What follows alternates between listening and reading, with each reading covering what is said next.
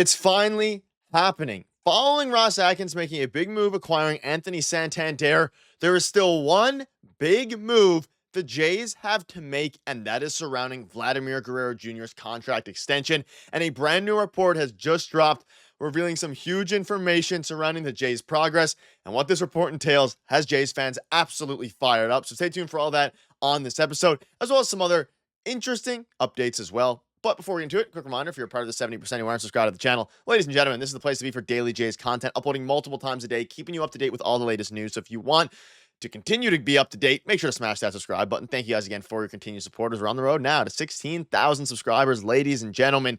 We know Ross Atkins made a huge move, and more moves are on the way, like I alluded to in my video last night.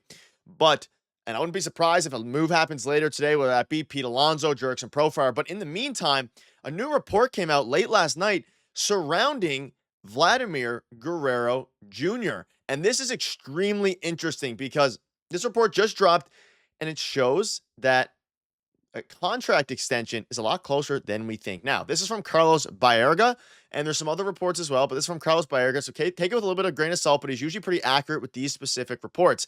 He says, Anthony Santander signing with Toronto today assured Vladdy that the team wants to win, and don't be surprised that before spring training, he is signing a contract with the Toronto Blue Jays between $450 and $550 million. For one, that is a big, that's a big gap, 450 to 550 million. I think 450 is probably more so where it's at. But two, again, he's usually pretty accurate with these type of reports, but take it with a grain of salt. But either way, whether or not you want to take it with a grain of salt, the Vladimir Guerrero Jr. situation gets a whole lot better now that they signed Anthony Santander, because Anthony Santander helps protect him in the lineup. It shows the Blue Jays are willing to go all in on next season and beyond. They signed Jeff Hoffman. They traded for Andres Jimenez. They signed Jimmy Garcia.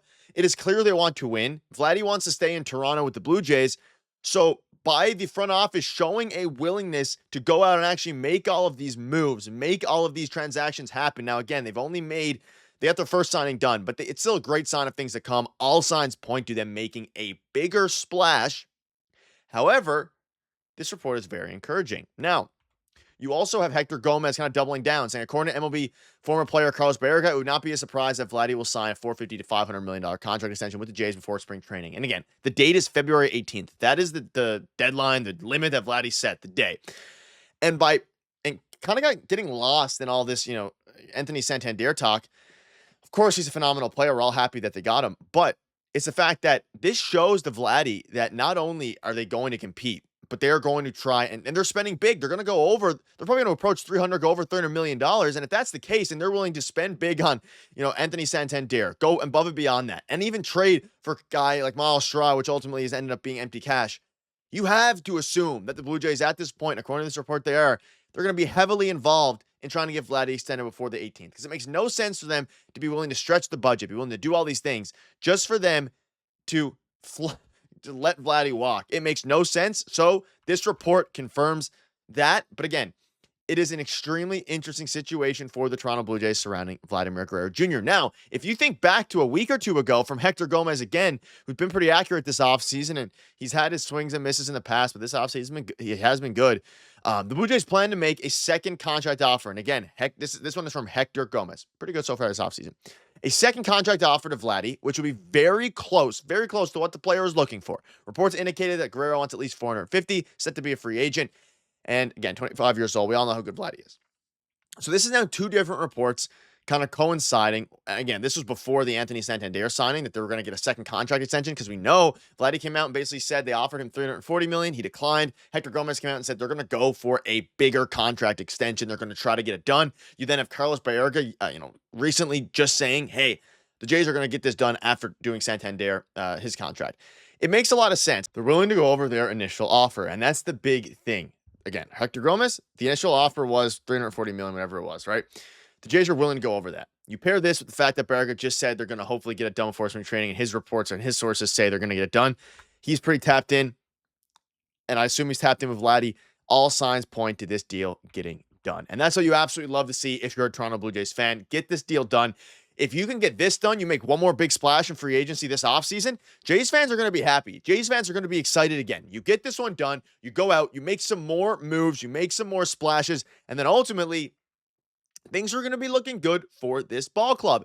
And that is the big thing surrounding this team is A, will they get this deal done? That's obviously the number one priority, aside from maybe signing a guy like Pete Alonso. They do need to go out and get Pete Alonso, get all these other guys. But lost in all that is the Vladimir Guerrero Jr. situation. And I know a lot of Jays fans are talking about it. It's not completely lost. But the thing is, the Anthony Santander thing helps this greatly. You pair this with the new report, things are looking up for the Toronto Blue Jays. Let me know down below what number you would give Vladimir Guerrero Jr. I'm thinking somewhere around $450-ish million. If you're approaching 550, things are going to start to look a little bit different. I'm not entirely sold on the 550, maybe even 500 might be a bit rough. But if you're Ross Atkins and the Blue Jays, you don't really have a choice. If you don't sign Vladdy, you're kind of screwed. Whether or not you get Santander, Pete Alonso, and you have a competitive team, beyond next year, you would be absolutely screwed if you do not sign Vladimir Guerrero Jr. So this report is very encouraging. It's finally happening. The Jays are finally taking proactive steps into preventing a disastrous scenario in which Bo leaves, in which Vladdy leaves. So let me know down below. A couple of other things I want to go over is that ESPN, regarding the Anthony Santander signing, and this is interesting, they gave the grade a C-, which is a little bit absurd because coming into, this is from ESPN, I believe, or MLB Network, one of the two. I think it was ESPN, but either way, whether it was the MLB Network or ESPN, it makes no sense to me. Santander was the number 9 free agent on the board. He was projected to get a 5-year, $105 million deal. For him to get a C-, I don't really care what the analysts rank the trade. It makes no difference to me. But what does make a difference to me is how good this deal was. You talk about the deferred money. You talk about the way that they've actually went about doing this deal. And the Jays finessed the MLB a little bit with this deal. But at the end of the day, not that they finessed the MLB, but they got an extremely good deal. And they were able to kind of finesse the way that, they did finesse the MLB because they could finesse the way that all these, Dodgers players all get signed. The Jays did it, which is a very good sign. As you look into the lineup now, George Springer, Bichette, Vladdy, Santander, that 4. Now, whether or not Bo stays is still up in the air, but the Vladimir Guerrero Jr., Anthony Santander 3-4 combo needs to stick around for years to come. You have Santander locked up for upwards of 6 years. You have, Vladimir Guerrero Jr. hopefully following this report and following this extension locked up for the foreseeable future. I'm really liking the way that this team looks. And as you start to look at kind of the versatility you have at this moment, obviously a switch hitter in Santander. Now, whatever way you want to put the lineup is up to you, but Springer, Vladdy, Santander, Bo, Will Wagner at DH is interesting. He had 780 OPS last year. Alejandro Kirk, prone for a good year. Andres Jimenez, going to have a bounce back year, I think. And then again, like I've been mentioning in previous videos, your third base, you still need an upgrade and maybe one more upgrade in the outfield. Maybe that's Jurickson Profar. Maybe Jurickson Profar plays DH because he's a pretty bad defender.